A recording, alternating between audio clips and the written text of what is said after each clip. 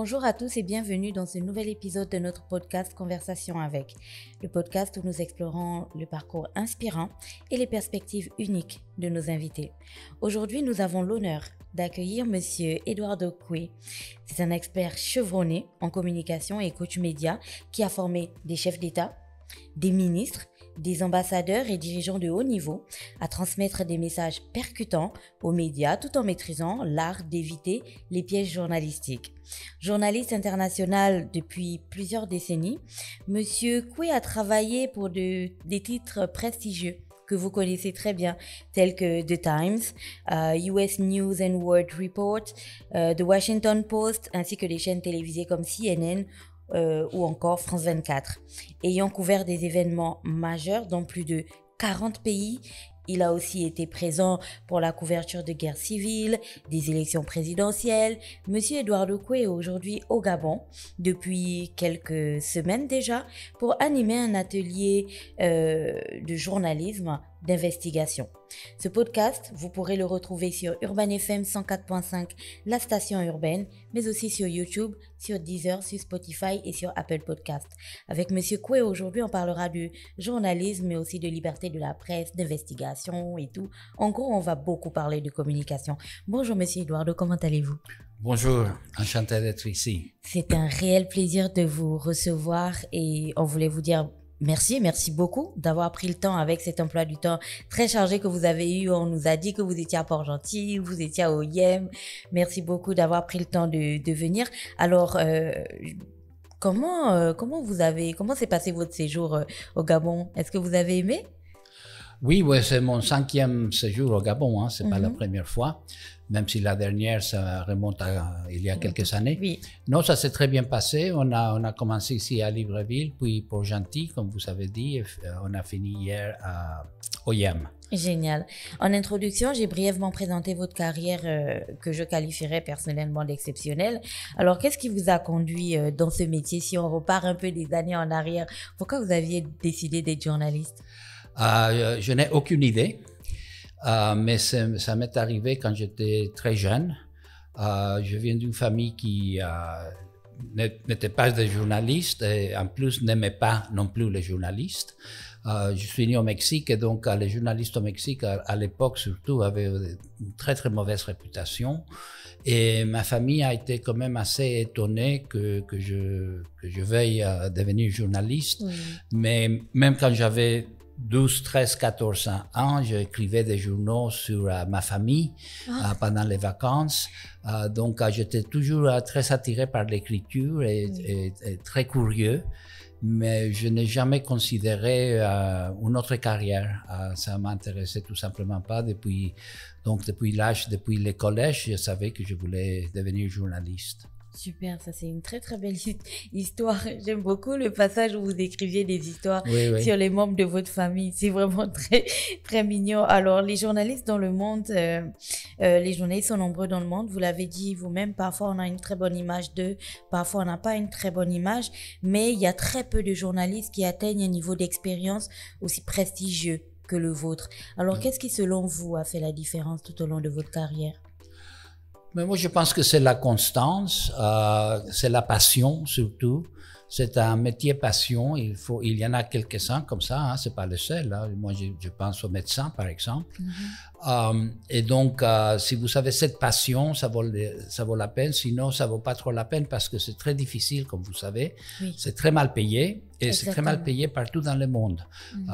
Donc, et c'est un métier qui demande beaucoup de soi. Beaucoup de sacrifices personnels. La vie de famille est très, très difficile. Il y a beaucoup de divorces dans le journalisme. Et puis, souvent, on est critiqué, on n'est pas très apprécié. Les gens ne comprennent pas trop ce que nous faisons. Et donc, il faut vraiment le vouloir. Après un certain temps, après quelques années, la plupart des journalistes font autre chose, et pour des raisons économiques, mais aussi parce que c'est un métier épuisant qui demande beaucoup d'énergie physique et intellectuelle. Oui, exactement. Je rajouterais même aussi beaucoup d'énergie psychologique. Alors, selon vous, je le disais à l'entame, vous avez animé un atelier sur le journalisme d'investigation ici au Gabon, donc à Libreville, à Port-Gentil et à Oyem. Alors, selon vous, quel est le rôle du journalisme? Quel est le rôle que le journalisme d'investigation joue dans le contexte africain de nos pays, contexte africain que vous connaissez bien? Vous avez fait plusieurs pays et surtout, quelles réalisations majeures de votre point de vue, selon votre expérience, quelles sont les réalisations majeures en termes de journalisme d'investigation que vous considérez particulièrement comme marquantes ou inspirantes? Bon, avant de vous répondre, il faut que je vous dise aussi que les ateliers avec les journalistes ici, c'était essentiellement sur le journalisme d'investigation, mais on a aussi parlé sur le journalisme, la couverture des élections, qui est particulièrement important au Gabon en ce moment. Et on a aussi parlé sur un peu les bases du journalisme, l'utilisation des sources, les citations, la construction d'un article de presse, que ce soit pour la presse écrite ou pour la radio ou la télé. Et on a aussi un peu parlé du rôle du journaliste dans une démocratie. À ce qui concerne le journalisme d'investigation, c'est quelque chose de très spécial. La façon de travailler n'est pas du tout la même. Justement, c'est souvent le contraire. Et donc, c'est très difficile à faire. C'est très cher. Ça prend beaucoup de ressources. Et le plus grand problème, c'est qu'on n'est jamais sûr que ça va aboutir à quelque chose. On peut passer beaucoup de temps à faire des investigations qui vont tout simplement tomber à l'eau. Ça, c'est le risque. Et il y a peu de rédactions qui ont les moyens, à la fois financiers et en termes de personnel, pour dédier beaucoup de temps à des enquêtes qui pourraient, encore une fois, mener à rien du tout. Ceci dit, le journalisme d'investigation, c'est absolument essentiel pour le bon fonctionnement d'une société, parce que c'est par le journalisme d'investigation qu'on va découvrir la corruption, la maltraitance, etc., etc. On a eu beaucoup d'enquêtes, par exemple, sur la violence faite aux personnes âgées dans les EHPAD, donc dans les maisons pour les gens très âgés. Qui souvent ne peuvent plus subvenir à leurs besoins, qui ont besoin d'aide. Et malheureusement, souvent, ils sont maltraités par le personnel. On connaît très bien les cas de l'Église catholique et la pédophilie. Mais donc, tout ça vient par le journalisme d'investigation, les magouilles financières, la corruption. Il faut absolument qu'une société soit au courant de ce qui se passe, donc derrière les portes fermées, et que la société puisse par la suite agir et corriger ces fautes. Exactement. Et maintenant que vous l'expliquez, on se rend bien compte du côté capital, urgent même du journalisme d'investigation, parce que une interview classique, personne ne vous dira jamais « Oui, j'ai tripatouillé les chiffres ». Il faut bien aller fouiller pour comprendre que là, il y a eu de la corruption, là, il y a eu de la maltraitance. Alors, en tant qu'expert en formation de journaliste, vous l'avez dit vous-même, vous avez aussi fait des formations sur les bases même du journalisme avec les journalistes gabonais que vous avez rencontrés. Quelles sont selon vous les compétences essentielles pour mener des enquêtes journalistiques dans des environnements souvent hostiles? Parce que vous savez, si ailleurs on a peut-être une certaine éducation vis-à-vis du métier de journaliste, en Afrique c'est pas tout le temps facile, hein. Non, en effet, c'est une chose culturelle. C'est vrai que dans des pays plus jeunes, comme les États-Unis et d'autres pays, on est moins formel peut-être. On est vis-à-vis de l'autorité, on veut toujours faire face à l'autorité. Oui. Tandis que dans d'autres cultures, certainement l'africaine, mais pas seulement, c'est un peu vrai aussi en Amérique latine, on a beaucoup trop de respect vis-à-vis les gens qui ont le pouvoir. Et donc, c'est une chose culturelle. Vous savez, si vous regardez des entretiens avec les présidents des États-Unis, par exemple, quel qu'il soit, les journalistes n'hésitent pas à l'interrompre. Oui. Les journalistes n'hésitent pas à lui contredire. Tandis que dans d'autres cultures, on écoute un peu comme si on était des élèves et la personne à qui on est en train de parler soit le maître. C'est un peu ça, relation maître-élève. Oui. Et là, ça peut pas vraiment marcher dans le journalisme. Mais je pense que petit à petit, ça s'améliore en Afrique. Je pense que le journalisme en Afrique, ça s'améliore. C'est surtout vrai pour la télé, l'audiovisuel. La preuve, on est ici. Il y a 20 ans, je ne pense pas que nous serions ici. Donc, ça s'est fait petit à petit. Les grands problèmes du journalisme en Afrique, c'est la formation des journalistes et les moyens. Ça, ce sont les deux grands problèmes.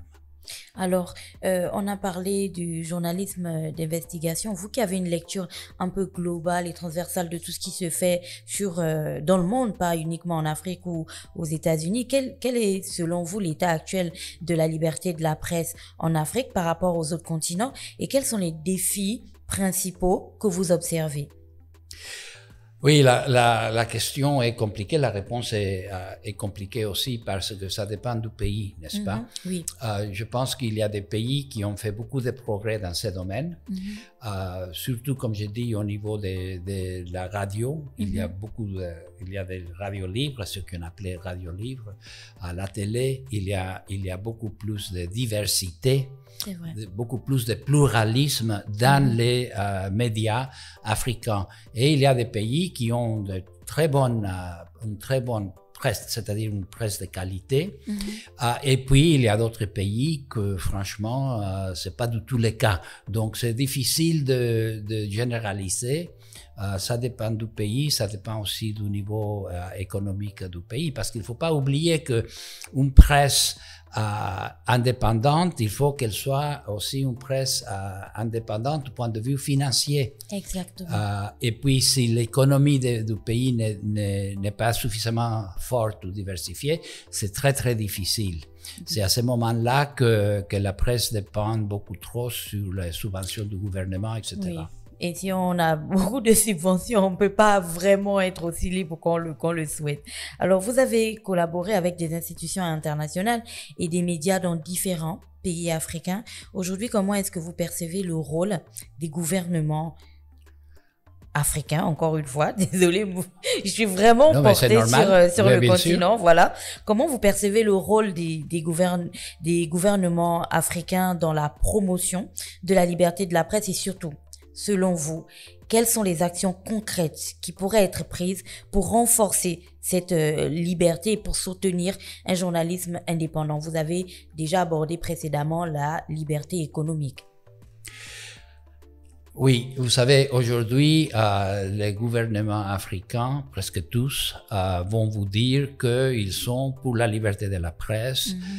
Ils vont vanter la liberté de la presse, la liberté d'expression. Mais dans les faits, c'est pas tout à fait ça. Dans les faits, la plus grande partie des gouvernements essayent ils n'y croient pas vraiment.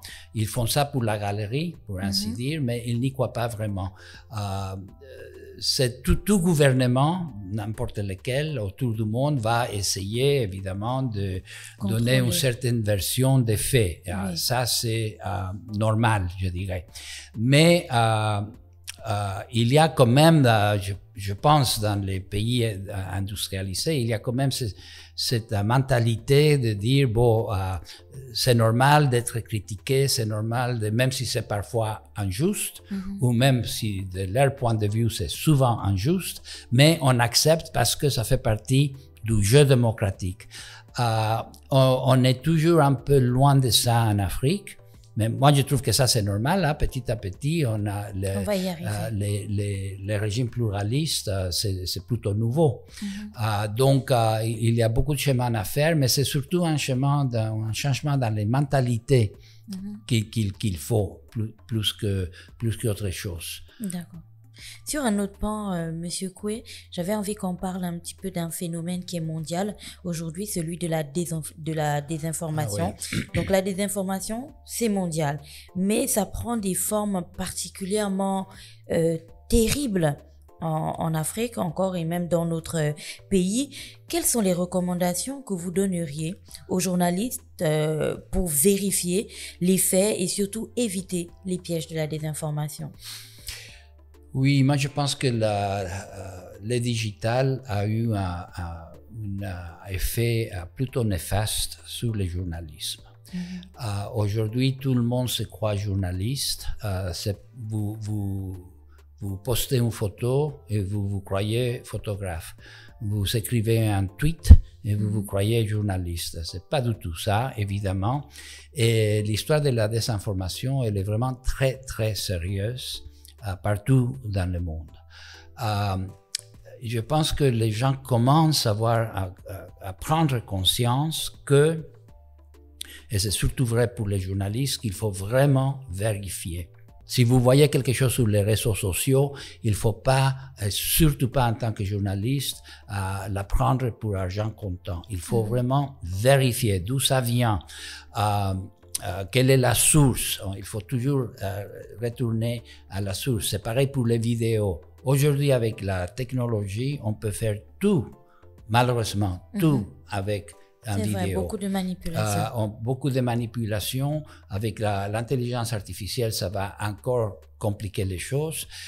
On peut, par exemple, vous pouvez me prendre là et les mouvements de mes lèvres. Et vous pouvez faire dire n'importe quoi, tout à fait avec les mouvements de lèvres qu'il faut. Donc c'est très dangereux ce qui se passe. Il y a beaucoup d'interférences d'un certain nombre de pays dans les sélections d'autres pays qui se fait par les réseaux sociaux et les gens ne savent plus ce qui est vrai, ce qui est faux. Donc la seule chose que je puisse dire, c'est de faire attention à tous les niveaux. Tous les citoyens doivent se poser la question d'où vient cette information, est-ce que je peux essayer de vérifier d'où ça vient et être très très méfiant. C'est ça, je pense que c'est ça la clé. La méfiance, d'où ça vient. Et toujours vérifier, toujours. Alors, lors de vos récents ateliers dans d'autres pays africains, vous avez notamment, parlant de la couverture électorale et certainement ici aussi au Gabon, quels sont les aspects éthiques que vous avez mis en avant pour les journalistes qui couvrent les élections potentiellement sensibles? Dans quelques jours à peine, les Gabonais seront aux urnes pour voter pour le oui ou pour le non concernant le référendum. Alors, quels sont ces aspects éthiques que vous avez vraiment soulevés auprès des journalistes gabonais ou internationaux qui couvriront le cas du référendum dans notre pays, par exemple?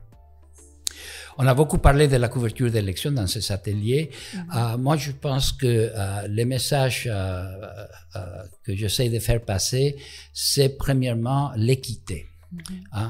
Que le journaliste doit être équitable. Ça veut dire que vous présentez les programmes ou les points de vue de tous les partis, ou en tout cas des partis les plus importantes. Souvent, dans la presse africaine dans le passé, et ça c'était la faute des propriétaires des journaux, pas des journalistes, c'est qu'ils voulaient pas, ils refusaient de présenter les points de vue ou les programmes d'un parti pour lesquels qu'ils étaient contre. Avec lesquels ils n'avaient pas d'acquaintance. Oui. Voilà. Donc, c'est vraiment, il faut essayer d'être équitable dans la couverture. Si quelqu'un est accusé de quelque chose, il faut donner la possibilité d'y répondre, par exemple. Mais parfois, ils ne veulent pas parler, Monsieur Coué. Parfois, les personnes, ils ne veulent pas répondre aux journalistes. Ben, c'est facile s'ils ne veulent pas répondre, c'est-à-dire il faut le dire. D'accord. Il faut le dire, quand quelqu'un ne veut pas répondre, il faut dire, nous on est allé à la recherche de son point de vue, il n'a pas voulu nous la donner. D'accord. Puis l'autre chose, encore une fois, c'est la vérification. Vérifier dès que possible ce qu'ils disent, est-ce que c'est vrai. Dans la couverture des élections, par exemple, pour les sortants, les candidats qui sont des sortants, quel est le bilan? Qu'est-ce qu'ils ont fait? Pour les gens qui veulent les challengers, il faut demander est-ce qu'ils sont capables de faire ce qu'ils disent qu'ils vont faire. S'ils avaient d'autres postes, par exemple, le maire d'une ville qui maintenant veut devenir député, qu'est-ce qu'il a fait? Quel est le bilan en tant que maire? Et puis il faut parler aussi de la réalité de leur programme, la réalité, et ça on peut le faire en interviewant des experts économiques ou sur l'éducation, sur la santé, etc. Toujours proposer, aller très au-delà du discours d'une campagne, très au-delà de ce qu'ils disent. Pour un discours, justement, il est souvent plus important de souligner ce qu'ils n'ont pas dit que ce qu'ils ont dit. Mais tout ça demande une culture politique assez poussée, oui. Alors, Monsieur Coué, vous l'avez dit, le point le plus important dans les aspects éthiques lors de la couverture d'élections pour les journalistes, c'est le point de l'équité. Donner la parole à tout le monde, rechercher les points de vue. Vous avez aussi mentionné le fait que parfois, c'est le patron du média qui, les pauvres journalistes, ils peuvent rien faire. Mais dans ces cas-là, étant donné que c'est des cas les plus communs, comment un journaliste peut-il s'affranchir de tout ceci pour s'assurer d'une couverture équilibrée et impartiale, surtout dans des contextes où, lorsqu'on parle d'élections, la pression politique est souvent extrêmement intense? Oui, vous savez, je ne veux pas vous dire des bêtises. Pour un journaliste, s'affranchir, c'est très difficile. Hein. Oui. C'est très, très difficile, voire impossible. Un des grands problèmes de la couverture politique en Afrique, c'est que, comme les journalistes sont tellement mal payés, ils reçoivent ce qu'on appelle pudiquement des enveloppes.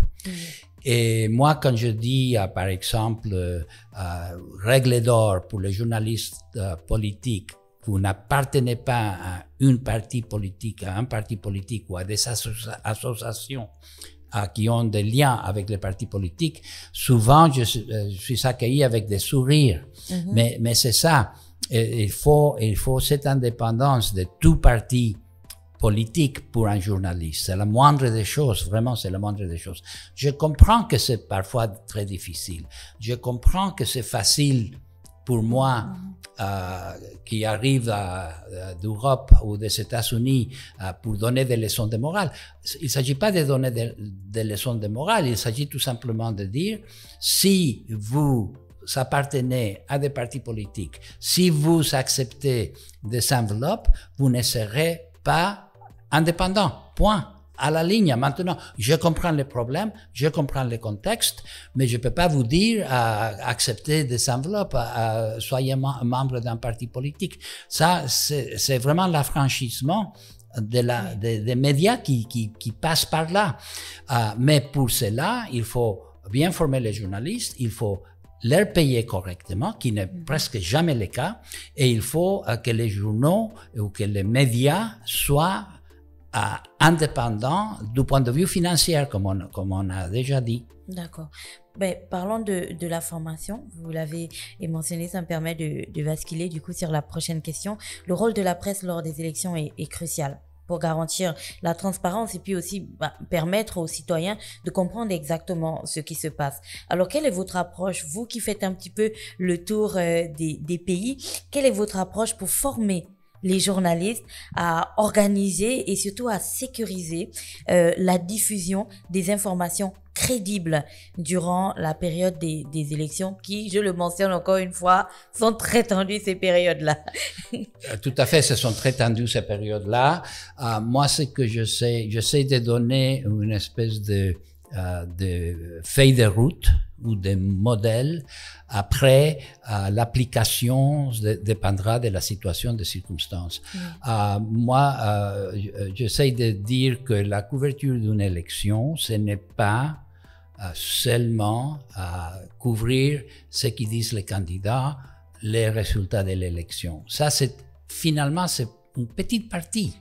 Ce qui est plus important, c'est de s'organiser à l'intérieur d'une rédaction pour établir les thèmes, quels sont les thèmes principaux de la campagne, et puis d'aller à l'intérieur du pays, de sortir de la capitale et aller parler aux gens. Ça, c'est aller parler aux gens. Mettons la région d'Oyem, par exemple. Oui. Bon, quels sont les soucis de la population dans cette région? Ce ne sont peut-être pas les mêmes que dans une autre région. Oui. Qu'est-ce que vous, en tant que citoyen, voudrez que le prochain gouvernement règle? C'est au niveau de l'éducation, c'est au niveau de la santé, c'est au niveau de l'eau potable, oui. etc.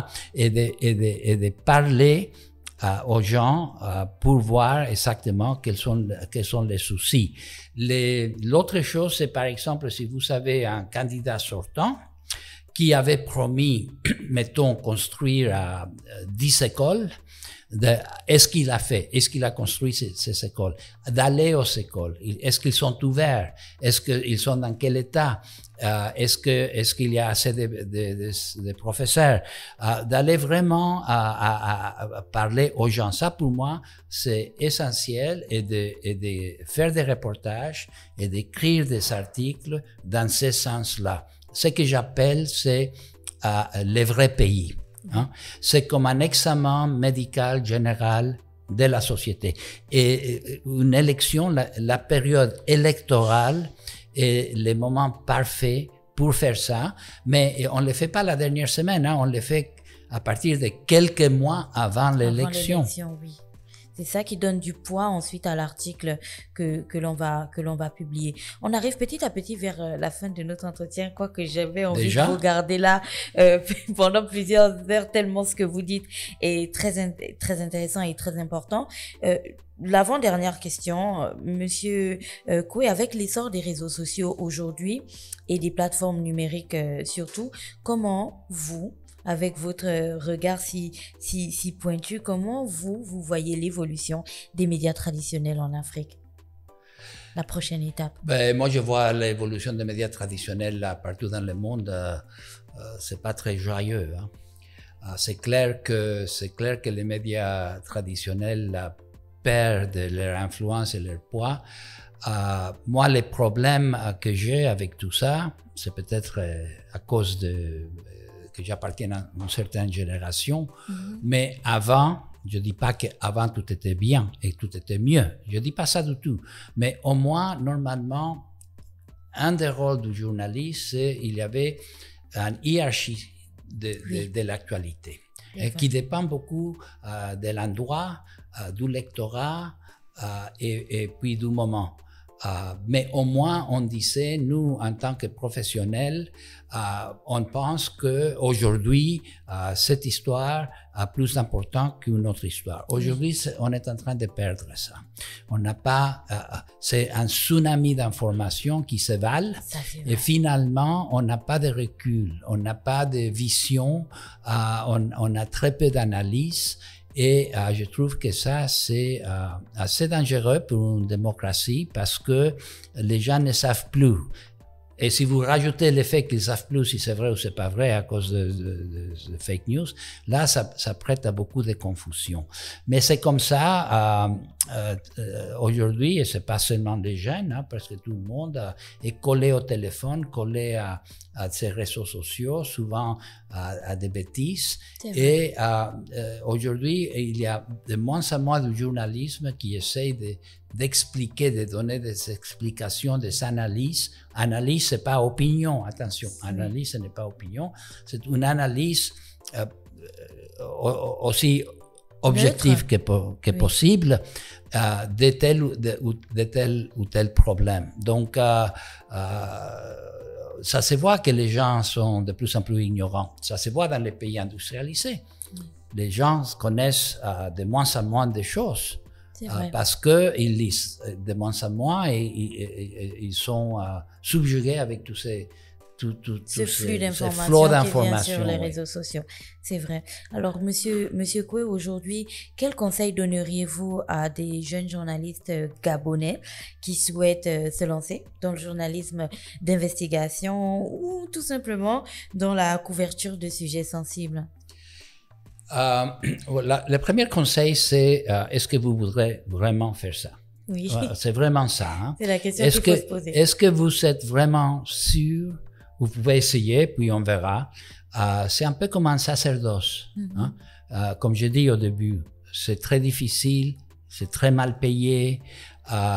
Est-ce que vous avez vraiment cette passion? Est-ce que vous êtes passionné par l'écriture? Est-ce que vous avez vraiment de la curiosité? Donc, si la réponse est oui, essayez de le faire. Et puis, surtout, soignez les bases. Est-ce que vous savez vraiment écrire correctement? Est-ce que il faut d'abord savoir interviewer les gens? Il faut savoir utiliser les sources. Après, on verra peut-être l'histoire de investigation. Journaliste d'investigation, ça c'est autre chose. Oui. C'est pas les bébés, ils commencent pas par directement à courir. C'est vrai. Donc c'est la première chose. Et j'ai parfois l'impression que les gens veulent sauter des étapes. Oui. Mais croyez-moi que si vous ne savez pas faire un entretien, vous n'allez pas faire un article d'investigation. C'est carrément impossible. Mais c'est pareil dans n'importe quelle profession. Il faut commencer par les bases et puis monter petit à petit avec le temps, avec l'expérience. Mais pour être peut-être un peu plus optimiste, pour finir, moi je dis aussi c'est très important pour une société. C'est un cliché, mais comme la plupart des clichés, c'est la vérité. Sans une presse libre, il n'y a pas de démocratie, c'est pas possible, c'est tout simplement pas possible. Et donc, pour une démocratie, pour une société plus juste, le journalisme est vraiment un pilier absolument essentiel. D'accord. Merci Monsieur Koué, on est arrivé au terme de notre entretien, mais je vais encore vous redonner la parole parce que voilà, dans quelques heures seulement, vous allez partir du Gabon et là, sur cette caméra, vous avez l'opportunité de vous adresser directement ou aux décideurs, d'une part aux décideurs, d'autre part aux journalistes et aussi aux populations. Alors, quel est le dernier mot que vous pourriez leur adresser? Oui, juste là, c'est la vôtre. Moi, le dernier mot serait que le Gabon est en train de traverser une période cruciale de son histoire après l'indépendance. Et que c'est le moment de vraiment créer une vraie démocratie avec une nouvelle constitution, avec des contrôles des pouvoirs qui peuvent se contrôler les uns avec les autres, la séparation des pouvoirs. Bref, je trouve que ça c'est très important. Et quand on parle de démocratie, la démocratie elle est attaquée aujourd'hui autour du monde, mais finalement c'est le système, il me semble, qui est le meilleur système, surtout pour donner la parole au peuple, aux gens qui n'ont pas la parole, et pour redresser des torts. Il me semble que la démocratie c'est le meilleur système pour redresser des torts. Et pour les journalistes, je dirais, essayer il faut se battre pour obtenir de plus en plus de liberté pour exercer votre métier Mais cette liberté doit venir avec la responsabilité aussi. Il ne faut pas dire n'importe quoi, il ne faut pas faire n'importe quoi, il faut vérifier, mais faites bien votre travail parce que vous êtes essentiel pour le fonctionnement d'une société démocratique. Merci beaucoup, Monsieur Kwe. Merci, chers auditeurs et chers followers et toutes les personnes qui nous regardent sur YouTube. Donc, nous étions avec Monsieur Eduardo Kwe, qui est un journaliste chevronné avec une expérience incroyable et qui était au Gabon pour donner des ateliers de formation à des journalistes. Dans quelques temps seulement, vous le savez, nous sommes tous appelés aux urnes pour voter pour le référendum. Que vous soyez Gabonais lambda ou que vous soyez journaliste ou que voilà, peu importe d'où vous nous regardez, nous espérons que ce contenu vous aura été utile maintenant, demain ou à l'avenir, qui sait. Vous pourrez l'écouter maintenant, le réécouter et le réécouter encore. C'est ça le principe du podcast. Je m'appelle Jinan Zengue et j'étais avec toute l'équipe d'Urban FM derrière que vous ne voyez pas mais qui rendent ce programme possible. Merci à Da Freshman, merci à Safe Mosley, merci à Fallon Ndambo derrière la caméra, merci à Ivanov Alanda et merci à Kani qui était avec nous aujourd'hui et qui ont géré toute la production de cet épisode. On se retrouve la semaine prochaine avec un autre invité. C'est l'occasion de dire encore un dernier merci à toute l'équipe de l'ambassade des États-Unis qui rend ce programme possible avec ce flot d'invités aussi intéressants les uns que les autres. Merci beaucoup Linel, merci Joshua, au revoir et à la semaine prochaine.